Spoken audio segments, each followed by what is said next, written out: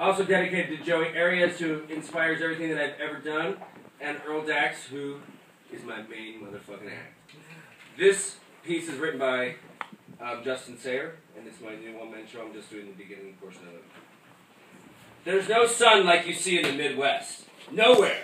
It's golden and round and hot. Even just to look at it, you see the warmth. It's not scary. You don't think it could burn you. You don't think it could literally encompass everything in a flame so hot that everything around you will be taken in a fiery oblivion. It's just friendly. It's just a friendly yellow ball. High in the sky, over a land that is so flat you can see forever. It's up there saying, "Hello, world!" Just like my mom does every morning, right out the back door. She says, "Hello, world! What will you bring me today?" I had this thought at 5 years old in Nebraska. I don't live in Nebraska. My father has taken us on one of our summer trips to visit friends, fellow believers, around the country. My father is a man of God, a big man with a big brain, a big, smart man of God, imposing and tall. So tall sometimes I think he must be able to hear God up there being so close to him, and I wonder what God says to him. And then what he says God says to him.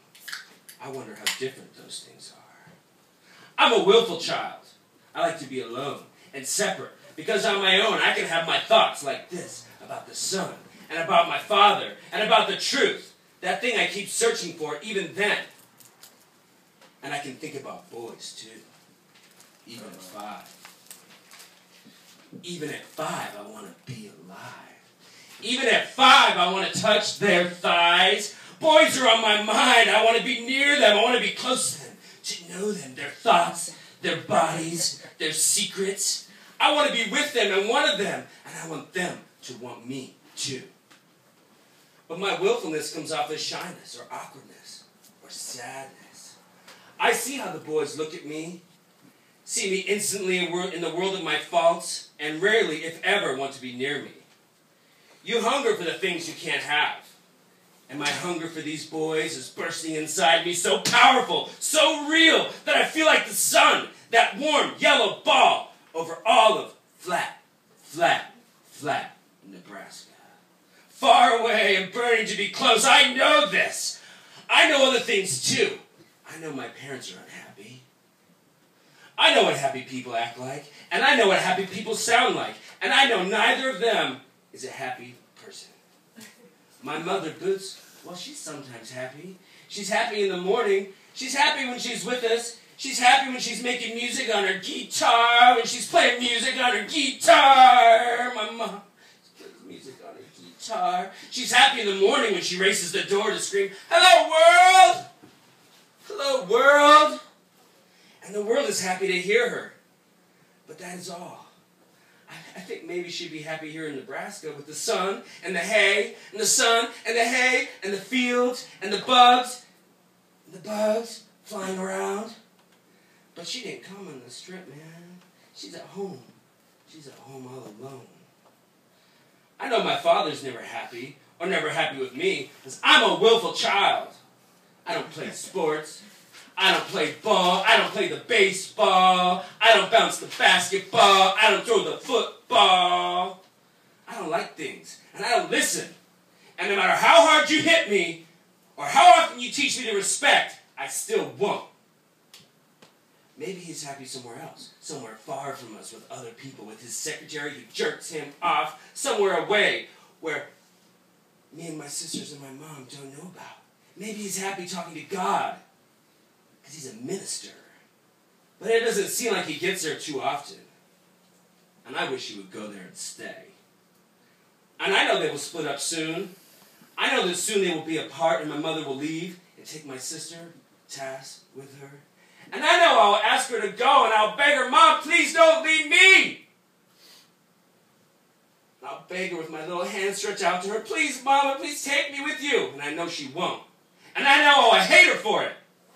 And I'll hate him more for keeping me. But that's in the future. I know what's coming, but I don't totally. It's a feeling like looking out at Flat, Nebraska, and being able to see so far away and not yet sensing how far away truly is. And I'm with the boys today. I'm with an older boy.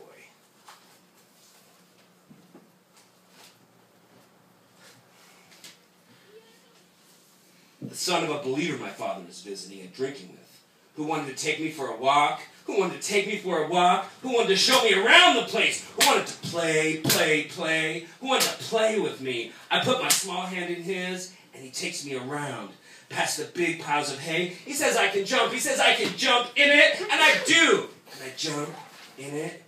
It's so fun. I get really messy, but he doesn't care. He just laughs, and jumps in with me too. He laughs. And he grabs me, grabs hold of me, and he lifts me up. He is strong, and he is hard, and I can feel his chest against me and his sweat. And the hay stuck to him, and I can hear his breath in my ears, and I look up at the sun, and it smiles at me, and in that moment it actually smiles. It says, hello, world. And I can feel the warmth from him, and the warmth on my face, and I'm warm all over, warm like I've never known before. Warm like chocolate at Christmas. Warm like pie out of the oven. Warm like a quilt on a cold night with my mother. Warm like safe, and warm like fun, and warm like boys. Or at least the way I dreamed their warmth to be. He says he wants to take me to a special place, but I can't tell anyone, and I say I won't. He thinks people believe me or listen to me, which makes me think he's either dumb or he's funny. But I go with him, I walk slow, and he waits for me, he puts out his hand to me. He's my friend, my only one. He takes me past the cattle fence. Watch it, he says, that's sharp. And he lifts that fence and lets me through, and the world there is a sea of grass, and it's tall, taller than me, so tall that if he gets ahead of me, I will lose him, and I'll be alone, and I can't see anything here. There's no vision, there's no knowing, there's only him through the splitting of the grass, so I follow him. Grasshoppers jump all around us, they're on me. Ah! Ah! I scream like a little girl, loud and high, and afraid, but afraid of the sound. And he just laughs, he says, are you okay? He cares. We walk farther. Always the grass with its sway, and him coming through it until it's clear. A small circle of flat, a big tractor tile in the middle, a circle in a circle under a circle. He sits down in the tire and wants me to sit with him, and I want to.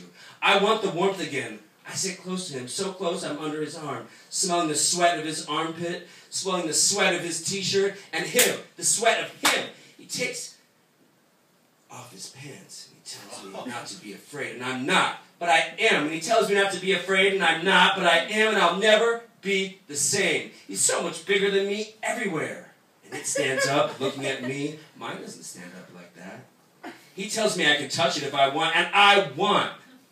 I put my hand around it, my eyes move a bit, like he's happy. I know happy, and he says, put it in your mouth. How will it fit? He says, put it in your mouth. And I say, how would it fit? I'm always aware of the differences in our size. How far above me he is. How far away, like Dad. But now close. So terribly close. And I do. I put it in my small mouth. And I will never be the same. It tastes like sweat. It tastes like the salt. It tastes... And he kisses me hard all over my body and my neck, biting into me. Like he wants to eat me up. Like he wants to eat me up. Like he wants to have every part of me in him. Devouring him. Being with his bigness. And I want to be eaten. And I want to be eaten. Want to be inside him. Want to be that way with him. Away from my father who is so smart but so mean. Away from my mother who is so unhappy. She forgets to say hello to us sometimes, but never the world. I want to be away from the boys that ignore me. Away from the sadness and the pain. So I can take whatever he gives me now. My pain is so much greater than the bite marks on my neck. And the pain in my jaw when I try to get all of him in my mouth. Take me away, through the tall grass where I can't see anything. Take me there in your big hands, and I will do this. This thing that even then feels wrong, feels right. Take me away, and I will never be the same. And he groans, loud like he is hurt, and then squirt all over everything, my face, my chest, and he draws me in close, just where I want to be. It says, don't tell anyone. And I nod, because I don't have any words to answer him. All I want to say is, hello, world.